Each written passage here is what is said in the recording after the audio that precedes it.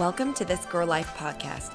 We're your hosts, Whitney Kleiner and Kristen Cavan, best friends who understand the power of friendship, good conversations, and the realness of creating your best life. Each week, you can find us here having real, raw, unfiltered conversations that you want to have with your best friends. It's everything you need to know to master this girl life. Let's get it started.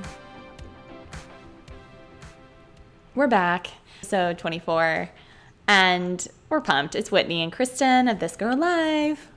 Today we have on a really fun guest. Her name is Claire Byrne. She is the heartbreak coach, like the heartbreak coach. She's the boss. She knows everything about it.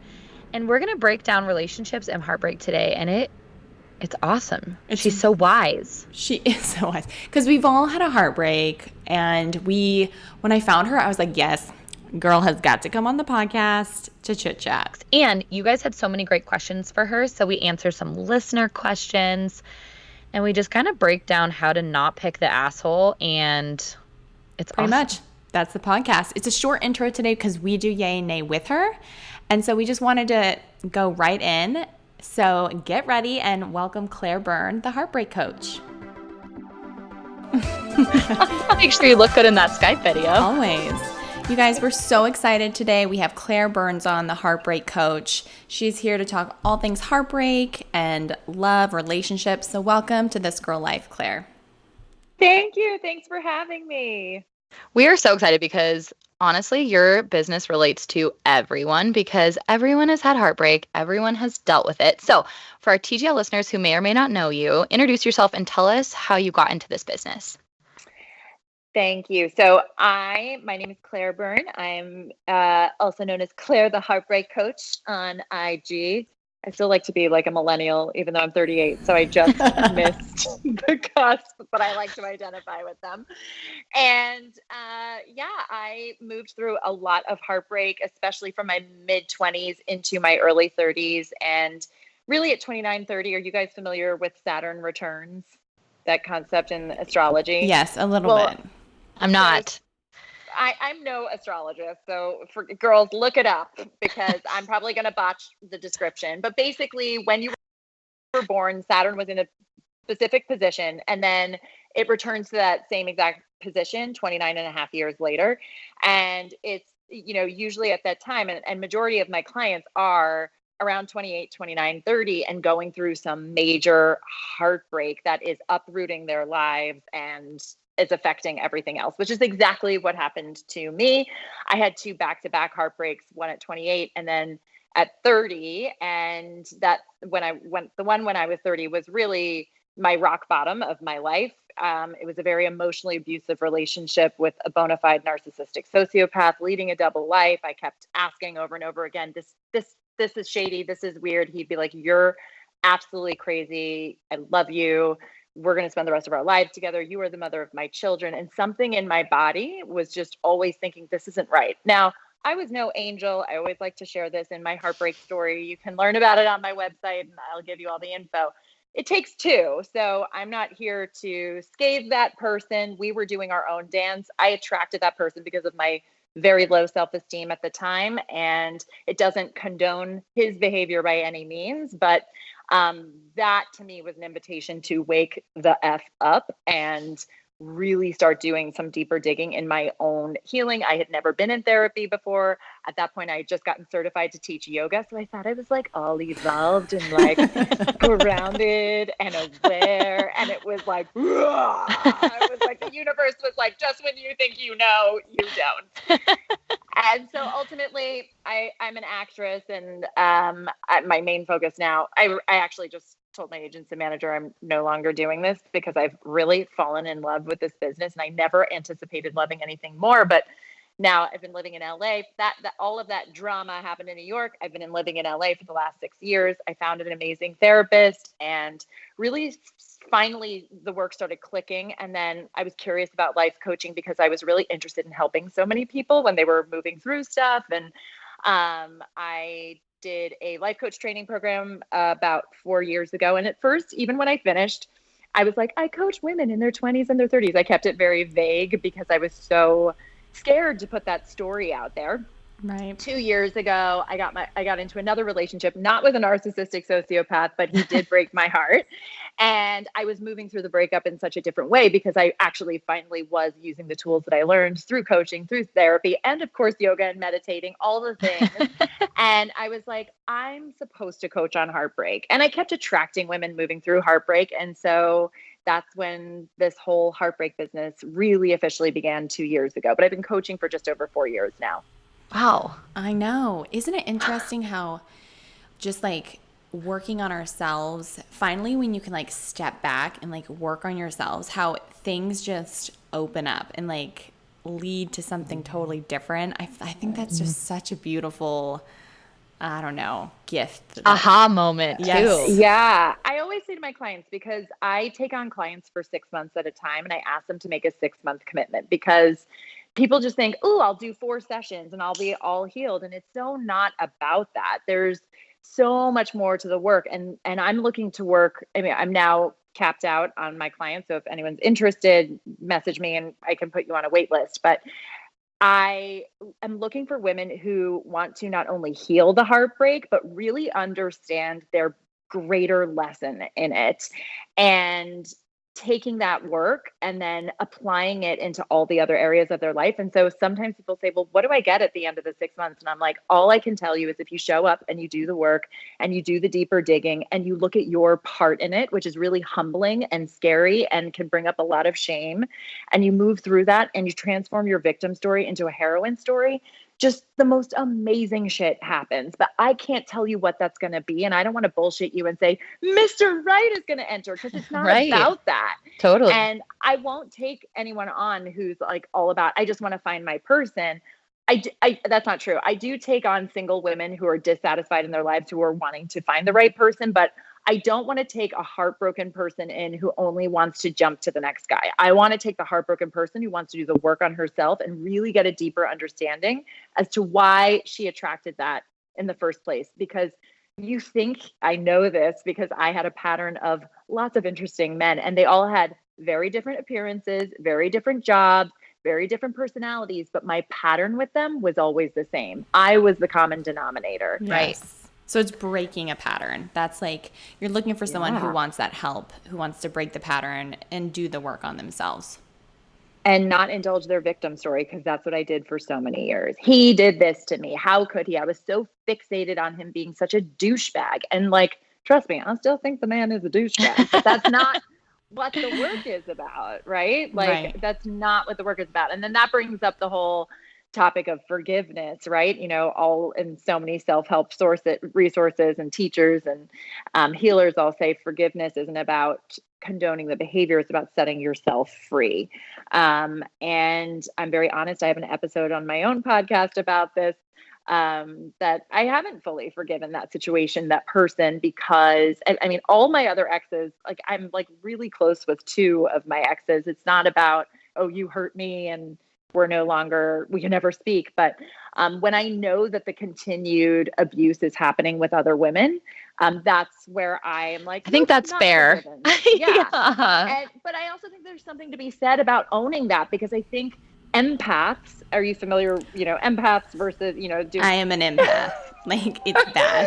Yes. Whitney, you're so excited to own it. You're like, yes, because me. because I had to. I didn't understand all of it until I was like, oh my God, I'm an empath. And once you own it, then you get it. Like, then you get things so much more that's coming into your life and in your path and how to handle that. So yeah. Right. So for anyone who's listening who doesn't know what an empath is, I just explained this to a client. It's empaths and narcissists do this dance together. And I identify as an empath. And being an empath is also a beautiful thing. We have huge hearts and we have so much love to give. We're loyal as, am I allowed to curse on this?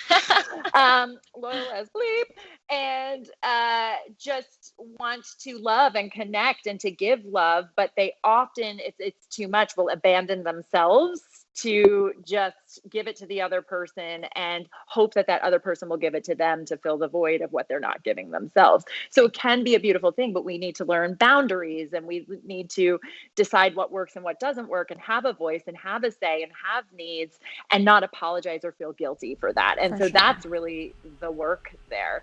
So yeah, Definitely.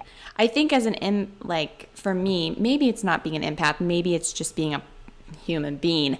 I found myself in past relationships getting into the like what if game, and it's like that dance of just being engulfed in, well, what if this, what if that, like, oh, so the shoulda, woulda, coulda. yeah. So what do you work with your girls specifically that are struggling with this dance of what ifs? Like, how do you help them? Well, so there's two kinds of what ifs. There's the what ifs about the past, and there's the what ifs about the future, right? So the what ifs in the past, True. like, oh, what if I kept my mouth shut on that one? What if I had just let him come over? What if I didn't let him come over, right? Like, what if I never went to that bar? I never would have met that mother, you know what, right? Like, there's so many. And so I teach one of the tools that I teach, but you can find that you can learn about it is from a teacher named Byron Katie. And she has a thought tool that she calls the work.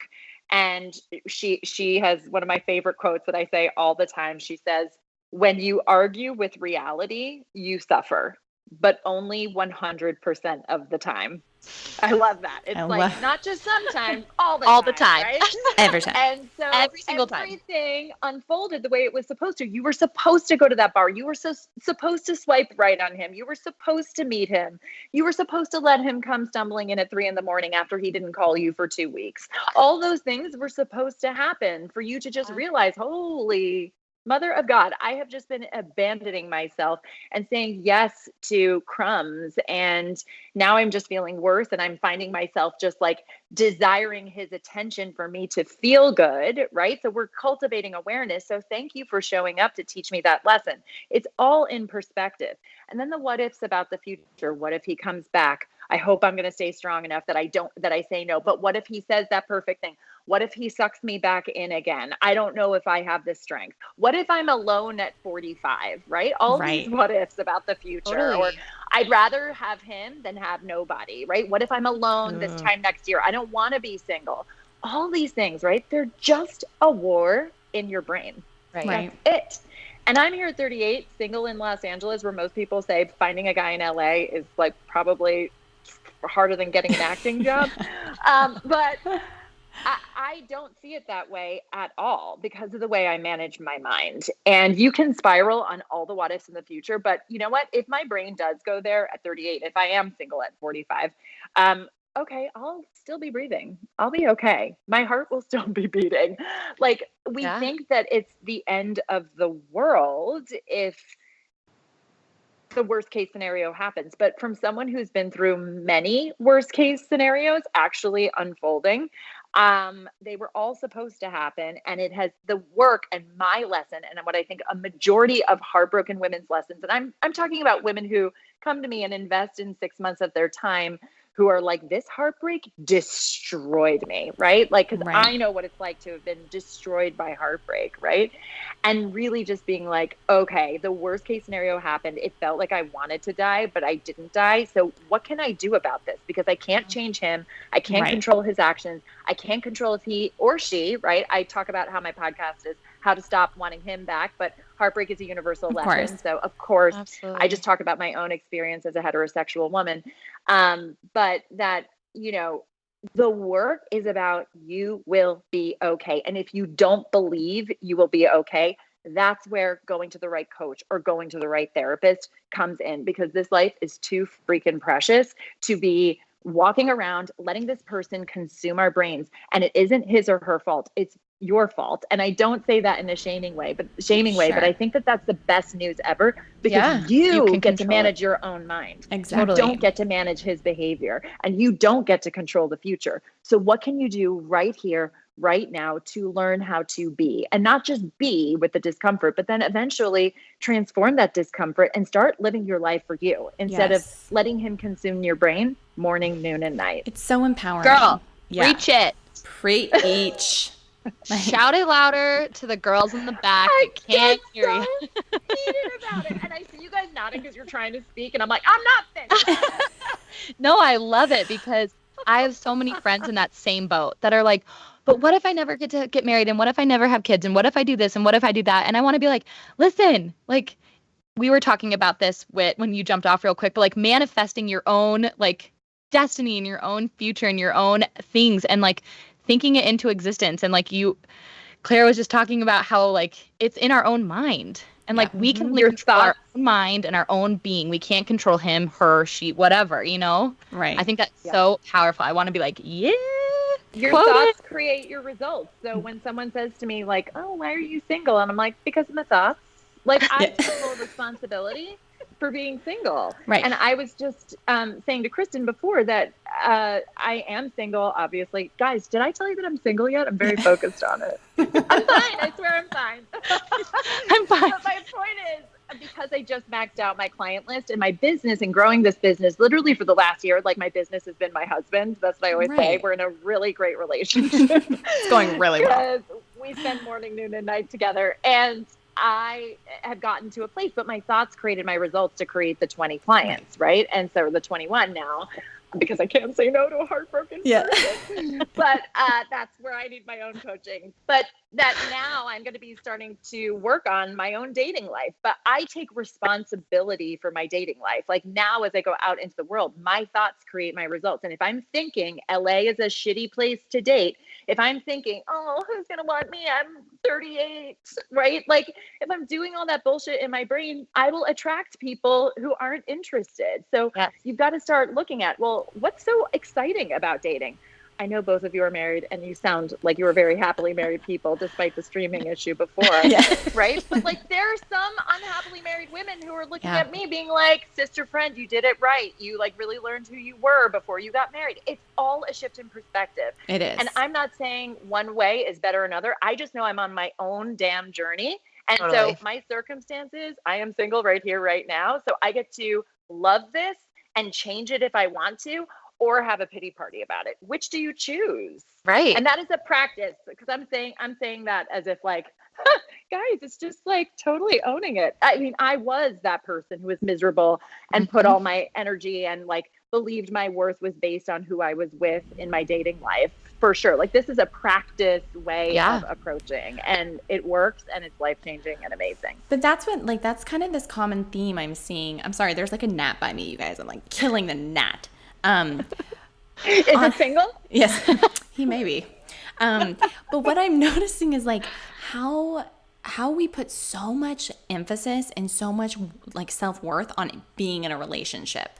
Like I know, and it's like kind of trendy on Instagram, but like self-love, self-worth, like finding that. But honestly, I see it because as women especially, and again, we're just coming from our perspective, I think men 100% can be there too. And we had a question from a listener talk about a man who's going through a breakup who has no self-worth and has no love. Like we put so much love and just self-worth on being in a relationship. And I think you are screaming from the back of the stand saying, no, it's more about, guys, we got to find our self-worth, our self-love outside of another human being before trying to find that perfect person. But I guess what tips do you give people that do struggle with it? Like, because they do. And it's amazing how bad people feel when they get dumped. Well, getting dumped, I call that clean pain. If you're with someone who you love and your heart is set on them and you see a future with them and you've been talking about a future together. I just started work this morning with a girl who, like, this guy was just all in until he wasn't. And that's devastating. So the first thing I say is it's supposed to suck. It really is. Like, there's no way around this. Don't think that you're calling a heartbreak coach is just going to be like, ta-da, like a fairy godmother, let me take your pain away. Right. Part of the process is feeling the pain and not numbing out on food, alcohol, sex, shopping, Netflix binging, social media, stalking, which makes you feel worse. All of the things, right? Like, fall apart, allow the pain. And then when you're ready, like, okay, I'm ready to start feeling better. By the way, I think it's totally fine if you want to have a pint of Ben and Jerry's or like binge watch Parks and Rec or whatever for a little bit, right? And then eventually like get your ass up and start cleaning some shit up for yourself. Yeah. So I'm definitely a very tough love approach, and no one's picked up on that, right? But I also, of course, have a huge space of compassion. But then it's like, okay, but do you want to continue mourning and like deciding that your life is over because this person has decided to leave? Or do you want to be like, this is my life. How do I want to show up? But another great point that you both were hitting on is like the lack of love for yourself and needing to find that love from someone else. And I just feel like there isn't enough information out there on actually how to do that. And again, it's thought work, like committing to new thoughts about yourself. Yeah. And that's really hard. I actually just interviewed my therapist a couple of days ago. I don't work with her anymore, but we worked together for 2.5 years. We haven't worked together for 2 years, but she really set the foundation for me through mindfulness-based psychotherapy to really pause and not only just be with my pain and allow my pain, which of course the yogis talk about too, but it's different when you're like, no, but listen to my dramatic victim story because it's real, right? And so she really would be like, it's okay that you're angry at him. It's okay that you feel abandoned. I'm like, it is not okay. And like, that was huge for me because I was like, as a yogi and a meditator, I could feel the pain in my heart center. I was very aware of the thoughts, but I did not think they were okay. I did not think they were allowed. I did not think, I thought like this is bad, this is bad. And the more I resisted, the more they persisted and got louder and louder. And then I'd play them out with the next guy. And shitty friendships. I was not a great friend to be around. I was brutal to be around. I can't believe majority of them stayed, but I did lose a couple. And so really like learning how to speak in loving ways. And so my therapist and I had a great laugh on the podcast where I was like, I will never forget. You told me to put my hand on my heart and just pause and find my feet on the ground and breathe and just say, Claire, I love you. You're doing great. And I literally said to her, no disrespect to you. I show up here every week. I love you, but I want to peel my skin off when you ask me to tell me to love myself. Yeah. And I literally said to her, I don't want to love me. I want him to do that for me. Like, that's what I'm thinking. And I even feel shame bringing that up right now. Like, I literally was saying, no, I want love from him. I don't care about me. I want him to make me feel better. Literally, he is the thing outside of me that has to fill me up. Yeah. And so having awareness and owning that and moving through that. And then this is where really like the coaching aspect of it is, I think, transformational, committing to new thoughts. Right. And that is a practice, and it is not something that I think you can do on your own because I tried it for many, many years. Yeah, it is a practice for sure. And I mean, I feel like I've myself had to coach myself. We've all been in tough relationships, and therapy. We talk a lot. We love therapy on this podcast. We're all about Yes. But so I definitely understand that you're like doing like that grounding exercise, and you're like, this blows right now. How dare you ask me to love myself? Yeah, and ground myself. You ground me. That's why I'm here. Yeah, I'm paying you money to do this for me.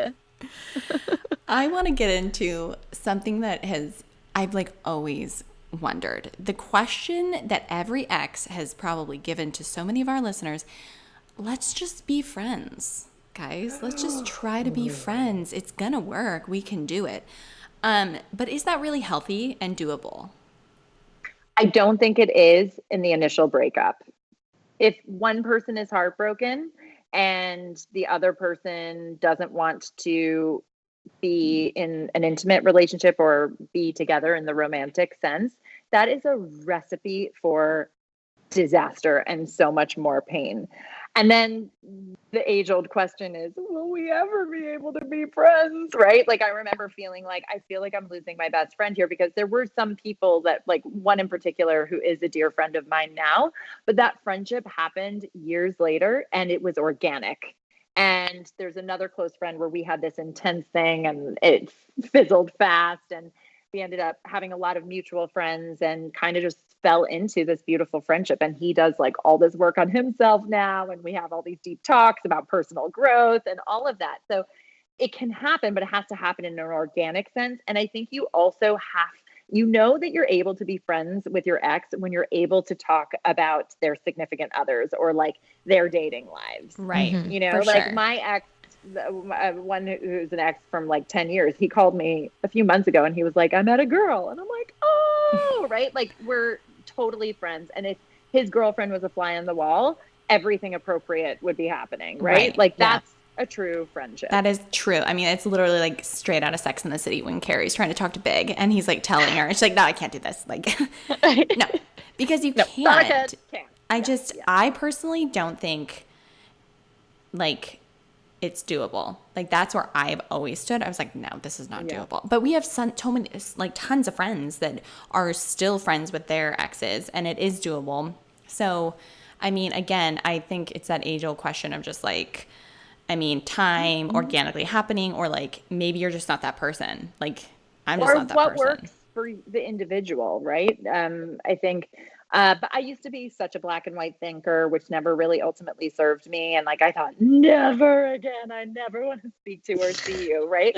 And just life happens. Right. And so I think that that's such a beautiful thing. And for me, with these two guys who are so special to me now, who I had very deep feelings for and was very emotionally attached to in a romantic way, I see, because I know them so well in a different sense and like things that they've went through, I see so clearly how not personal that falling out, those two falling outs were about. It was like their stuff and my stuff combined together was just the perfect storm for us to dredge up our stuff and either walk away and heal ourselves or walk away and keep repeating the same patterns. And so I think we did repeat the same patterns, but then eventually like they've shared some stuff with me that I'm like, that makes so much sense. Like but also, and they see Claire, the heartbreak coach, like clearly they know I've been doing some work on myself. So, but I'm very self-owned in like me being a basket case and falling apart and, all of that. So I think it's a very individual situation, but guys, like anyone who's like, no, we can be friends. Be really real with yourself. If he's talking about other girls or whatever, and that makes you sick to your stomach, you're not ready. You're not ready. Friends. Yeah. Okay, let's talk hot topic. Ghosting. Ooh. Oh yeah, I just wrote an article on ghosting. Oh, you did? Poosh. Yeah. Oh, girl. I hate this. I hate being ghosted by my friends. I hate being ghosted by people I'm trying to get in business. Like, why is this a thing? Why can grown-ass adults not have legitimate conversations with each other to end things when necessary? Like, not everything has to be like, I hate you, so I'm ending it. Some things you could just end. But why is it such a big thing right now? Like, why is it so prevalent in dating and all other aspects too? Why do you think? I think I agree with you. I think we can all be adults. I mean, at this point, I can't respond to every single email from like, the podcast and people telling me all their heartbreak stories or whatever. But if you have an established relationship, like you've already communicated and you've gone on a couple of dates, or you've been, let's say I was like, yeah, guys, let's do a podcast. And then I just never talked to you again and never gave you a reason why. Like that's ghosting, right? Just to be clear on the difference between the two, because I've been learning to not respond to every email. And that's been a really big deal to me because the empath in me is like, I need to take care of every broken heart that reaches out to me. So, yes, that is a good clarification. I agree that boundaries, like, and you've already like spoken or had something or done something, and then you just disappear into thin air. I totally agree. So that's my personal moral compass. Like I agree with you. I don't think ghosting is okay. Now, here's where I think ghosting is okay in dating. If someone is like treating you like a piece of meat on the date, like I don't care to be like, hey, I just don't see this going anywhere. Right? If you're just like a total tool and you're disrespectful, or you're talking about yourself the whole time, or you showed up 45 minutes late and you just talked about yourself and all the things, I have plenty of stories, right? Like I don't owe you like hey, I don't see this working out. Now, if someone is a lovely human being and we just had a nice exchange and he asked me out again, absolutely. I think like that is the respectful thing to do. Why I think it's so prevalent is because of technology. It's so easy to just hide behind the screen. And I think this is why narcissistic sociopathy is so prevalent. People are now, between online dating apps and social media, people are now just being looked at as objects. And I do it too. I really do. No, too short. No, right? Like I totally do that too. However, when you meet the person in person, or even better, when you ghost and you've just been like chatting away on the Right. app and then they like disappear because Yeah. clearly they found someone better. I'm putting better in air quotes because it's not possible. Are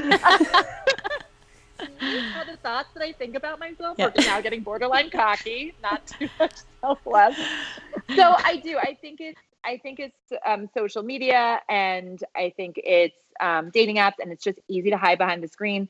I think that millennials these days are just learning how to communicate through screens and typing, and like so sometimes that's I'm my like, theory behind that. sorry, I'm just like thinking about millennials. I'm just like, I'm a millennial. We are millennials. I'm a millennial. Like I'm full on millennial, but like, well, not full on, but I own We're it. age millennial. Yeah.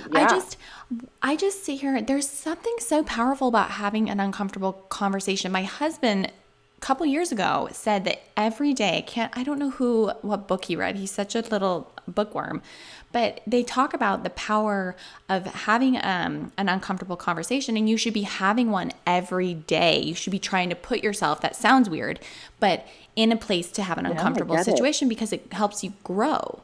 And so what I'm seeing is just, millennials, it's not just millennials. I don't want to put it on, but like even in friendships, and Kristen's like, I hate uncomfortable conversations. But I've been trying to create a space for that though. And like a space, not necessarily every day, but a space to like love myself. And sometimes that means like breaking up with friendships. And like, I just had to go through that hardcore with someone who I've known since we were roommates in college, but our relationships didn't serve each other anymore.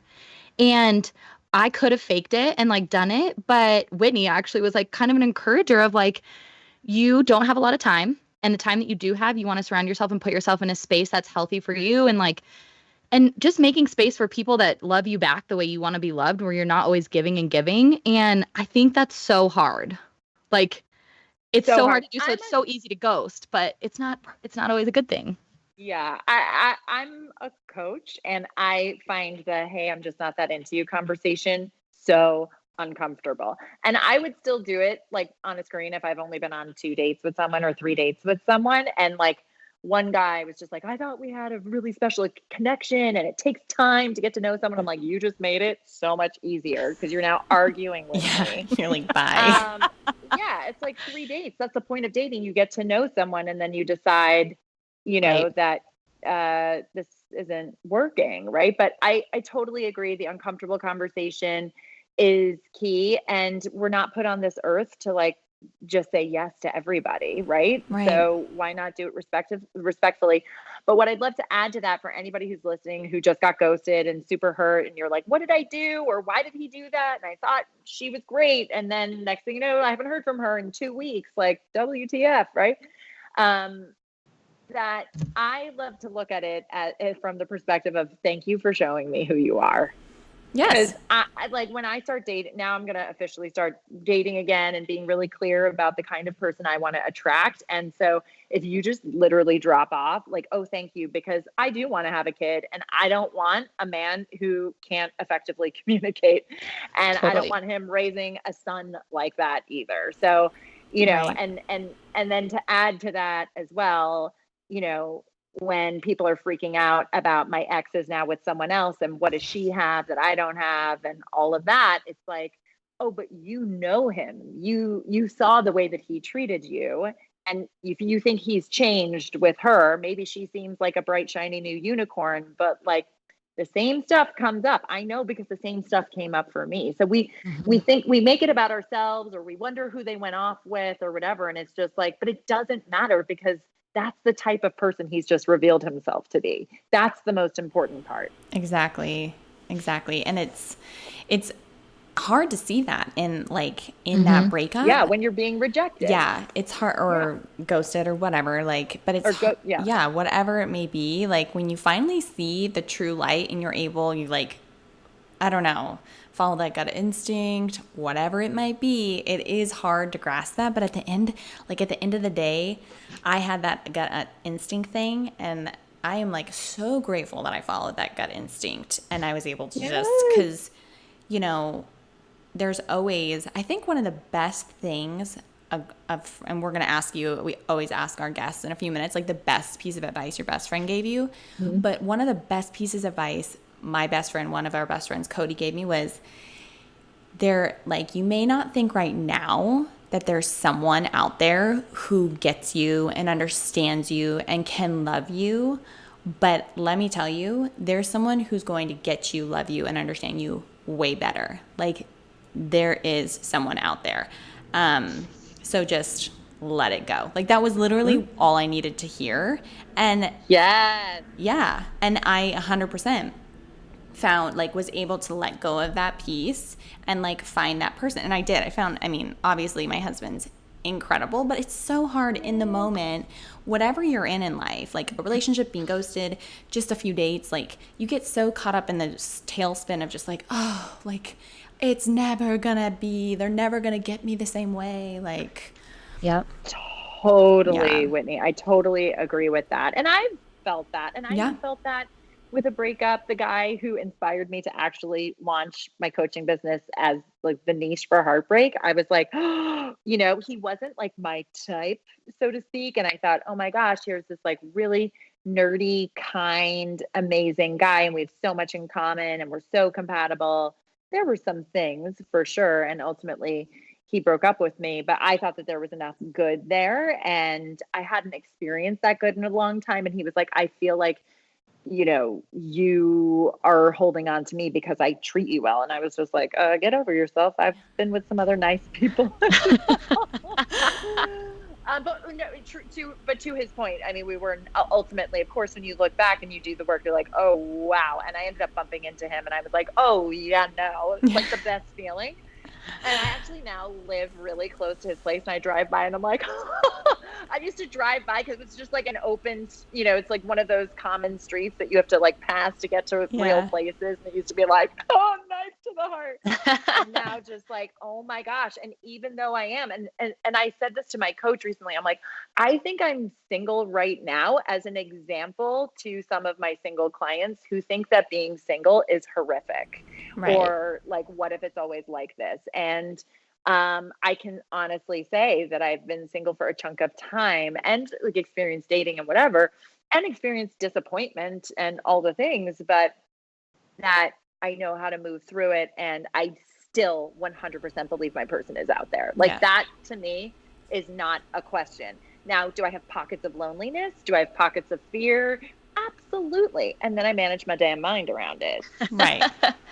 Right. Yes. That's what it's all about. Okay. So Claire, one segment that we play on TGL is our favorite. It's Yay and Nay with Whit and Kay. I love it. Now, it's our favorite thing that you're loving and hating this week. So, Claire, not to put you on the spot, but what is your yay and what is your nay? Okay. Yay is, I just had a girl come and feng shui my apartment. And so I am doing all the things right now. So I'm doing the work that she gave me and I'm already just the little tweaks, and it's all from the space of calling in love. So we're just doing all the things and adding some sexy, little, what should I say, accents and things that I never would have thought about. And I'm just yes. Cool. And so that's been really amazing. And just looking at my space in a different way. And I just believe in the energy of things. And it's different from the Marie Kondo. It's similar, but different.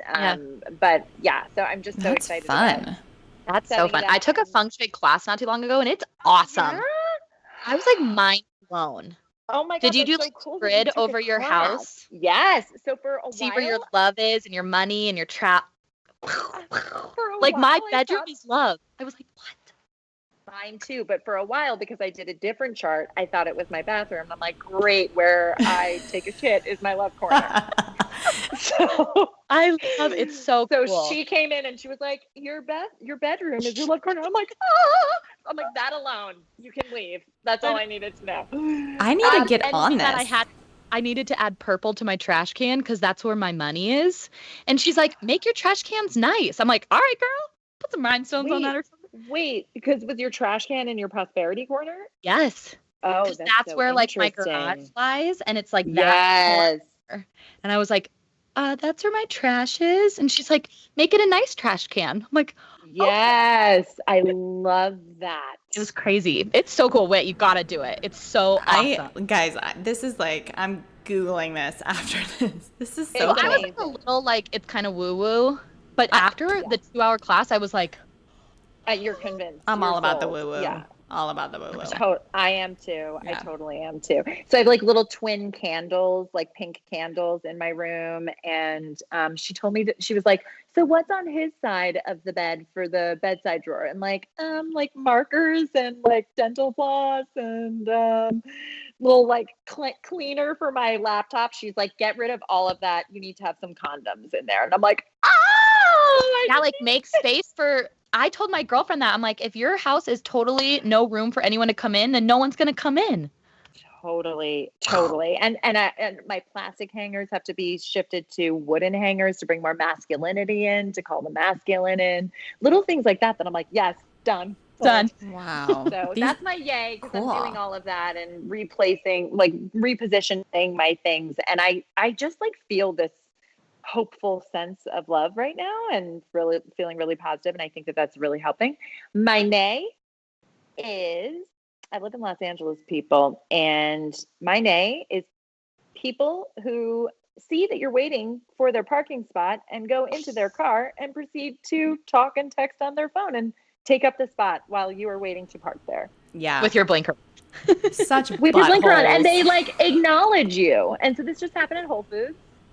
And a woman stopped and she goes, this is me. She's indicating like, don't worry, like I got you. You got my spot. Yeah. Oh my God. And then the car next to her, a little kid comes out and she proceeds to stop and engage with the cute kid. You're like It wasn't just like, hi, you're so cute, and keep going. It was a full on, and I just slammed my foot on the pedal. I was like, I am not waiting for you to just like get your little whatever you need out of the cute kid. What is it about Whole Foods? Like every parking lot of a Whole Foods sucks. Sucks. I will rather pay on the street than pull into the parking lot, but sometimes even those spots are taken. So Girls, that is why you do Amazon Prime delivery of Whole Foods. Except that I like to pick out my own produce. I would agree, but they do a pretty good job. Really? As long as I like just do all organic and it just gets shipped and it's all great. Wow. Okay. Well, you're twisting my arm. Every time I go in Whole Foods now, it's just Amazon people. I'm like, what is happening? I'm like the only person shopping now. Like, anyhow. Well, when you get 2-hour free delivery, it's amazing. I know. Okay. Yay and nay. I'll Okay. get to mine. Mine are exactly the same for my yay and my nay, which is very weird. But my daughter turns 1 on Wednesday, so that's my yay. Woo! But it's also my nay because I cannot believe that she is already 1. And we took her 1-year pictures today, and it just like kind of makes me want to throw up when I think about it. But also like she's growing and she's alive and she's big and learning, and that is so wonderful. But I'm like, stay my baby forever. It's exciting. Oh, Yeah. that's so cute. That's my yay and my nay. Oh, well, now I'm like put on the spot. Okay, my yay is that everything is like pumpkin and fall right now. Like we already have pumpkins in my house. I'm a huge fall person. My birthday's in October. So we already have pumpkins and I'm eating that all up already. Literally. So, yeah, just literally eating. Pumpkin spice lattes are everywhere. And then my nay is I would have to say I'm in nurse practitioner school, and my nay is just school right now. Like for anyone out there who's still like in college, getting their master's, whatever, you're in high school, maybe you listen. I don't know. Yeah, don't go back to school. Just kidding. That is not what we're teaching No, here, people. I'm just kidding. No, TGL said quit school. yeah. So mom, we're quitting school. Girls on TGL were like, don't go to school anymore. No, I'm over it. You know, when you just have that weekend, I'm like, I don't want to. Yeah. My book is like, Yeah. like, you don't even want to know how many pages this book is. It weighed 4 pounds. So, yeah. No, not okay. Yeah. Not So that's my okay. nay. That is my nay. That's a good nay. I know. Thank you. I don't know if you're still doing school. I finished school at 27 and I was like, get me out of here. Wow. I know. I don't know. You know, just trying to be productive in life and be a better person. And like help heal people. Help heal whatever. people. What up? Oh my gosh. Okay, last question. Yes. The last question, I kind of touched on it earlier, is Kristen and I have been best friends forever. And this podcast is all about friendship and hanging out with your girlfriends and, well, or guy friends. And so, what is the best piece of advice you've ever received from a best friend or a friend? You guys are not, I don't know if you'll think this is good enough, but really and truly, because I have the greatest girlfriends, like this kind of friendship that you guys have, like I've just always been abundant in that. And so they've all just loved me unconditionally. And yes, I've dropped a couple, but even through my darkest, like 8 years ago in my rock bottom, and they were there for me and they listened and they told me he was a you know what. And they like helped me through and guided me in the right directions and suggested all the things, recommended the books. But the best thing, one of my best friends told me, is you have to go talk to someone because this is getting like beyond. Like they can only take me so far. And I think friends helping friends is such a beautiful thing. And obviously I'm a coach, so my coaching definitely can bleed into my friendship. And I have to check that and say, do you want friend thoughts or coach thoughts? Right. But like really and truly, because they're your friends, they're going to have their own opinions through their own veils of experience. And like my friend basically said, like, I've got to put up a boundary here because we're going in a loop. Right. And I know that was really hard for her to say because I know it wasn't coming from a lack of love. I think it was coming from the most loving place. Like, I am here for you, but I need to put like a time cap on it. And I need to see that things are shifting for you. And the way that they're going to shift is by you getting help. And I know that that's really hard to say to someone, but I've said that to friends too. I think that, you know, we're here talking about the same thing a year later, 2 years later, 3 years later, you're not happy. I've given you resources. You're still here. You need to like do something differently. So I think that's such hard advice to give to someone because you're basically saying, I'm out. I'm tapped out right now. Right. Right. But it Not is. to toot another Sex and the City reference, but they did that with Carrie. They were like, we can't help you anymore. Like, we don't know what else to say. Like, we can be supportive and love on you. And they said the exact same thing. Like, we can't help you anymore. I think that's a huge thing. And that shows a lot about your friend. Yeah. And how much she loves you.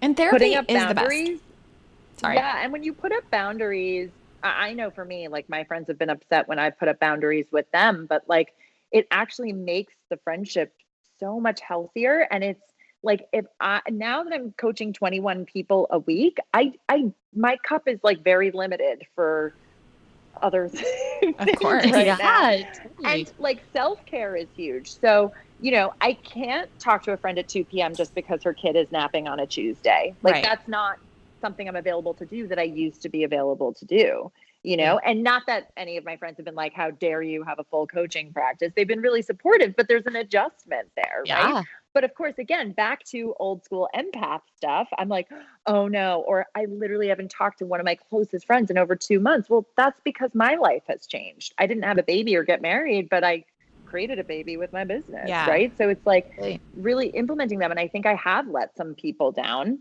And I know that I've been let down, but like for my greater good, right? Because she's saying like, nothing's changing and I want that for you. And also it's coming from someone who's in therapy herself, who is doing that work, who can say like, I come to you for advice, but also there's nothing like a really good therapist or coach to really heal your stuff. Because we're also like, when we hear things, especially about our friends' asshole boyfriends, and then, you know, they stay together with them, right? It's like, okay. And then it becomes, there's, you know, tension between the two of you and all of that. And or you're judging him or you're waiting for the other shoe to drop. Whereas like a therapist and a coach has to come to it really clean. Yeah. Sometimes you need that like cut. You need to cut that because it could like turn a really good friendship to like a bad really quick. So I think that's a beautiful piece of advice. And I think Kristen and I have had to give each other like, you know, kind of those moments too. But ultimately we were able to come back around. So,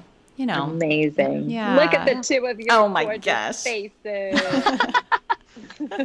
Oh my gosh. Well, Claire, it has been an absolute pleasure to chat with you today. I know our listeners are just going to eat you right up like we have. So we really appreciate all your advice. And where can everyone find you? We can't wait to see how. Like that. Tell us about your podcast. Oh, you're so sweet. I have had such a blast chatting with you guys. Thank you so much for having me on. I just love talking about this stuff. And really, I'm so honored that you had me. So you can find me at Claire, the Heartbreak Coach on Instagram, Claire with an I, CLAIRE, the Heartbreak Coach, all one word. And ClaireTheHeartbreakCoach.com. I do have a wait list that I've just started now, but some of my clients are wrapping up contracts next month in October. So definitely reach out and ask for help. And I also have, do you mind if I share about my podcast? Oh my gosh, Please. share away. Thanks. Everything. It's called How to Stop Wanting Him Back. And as dramatic as the title is, it is about letting go of someone who is no longer in your life and letting go of the hold and all of that. But it really is so much more than just stopping wanting him or her back. It is about really learning how to love yourself and break down all of the really self-sabotaging thoughts. So I go into that. I share so much about my own heartbreak story and how I've moved through it and navigate through it, and different dating stories and things like that. So it's a lot of fun. So I hope you guys will check it out.